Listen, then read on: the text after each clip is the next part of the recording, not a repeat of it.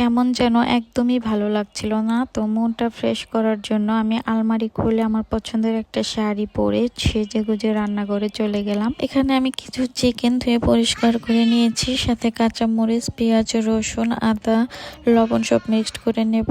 আর এই পাশে ময়দার মধ্যে একটু লবণ, অয়েল দিয়ে কুসুম গরম পানি দিয়ে এটাকে মেখে নেব। তারপর ছোট ছোট রুটির মতো করে আমি এটার ভেতরে চিকেনের পুরটা দিয়ে আমি আমার পছন্দ মতো শেপ দিয়ে নিব। আমি 2 ধরনের শেপ দিয়ে চিকেন মোমোগুলো বানিয়ে ফেললাম।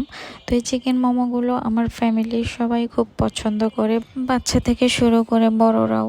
এটা একটি হেলদি খাবারও। তো আমার এগুলো হয়ে গিয়েছে বানানো। আমি আগে থেকেই রাইস কুকারটা গরম হতে দিয়েছিলাম। তো এখানে আমি সবগুলো চিকেন মোমো দিয়ে দিব। তো এটা হতে বেশি সময় লাগে না, হয়ে গিয়েছে চিকেন মোমো। তো আমি স্পেশাল একটা সস বানিয়েছি সাথে। তো এই সসটা দিয়ে আমি এগুলো খাবো, বাচ্চাদের দেবো না, তাই আলাদা করে নিলাম। তো এটা খেতে কিন্তু দুর্দান্ত মজা হয়েছিল। কেমন হলো ভিডিওটি কমেন্টে কিন্তু অবশ্যই জানাবেন।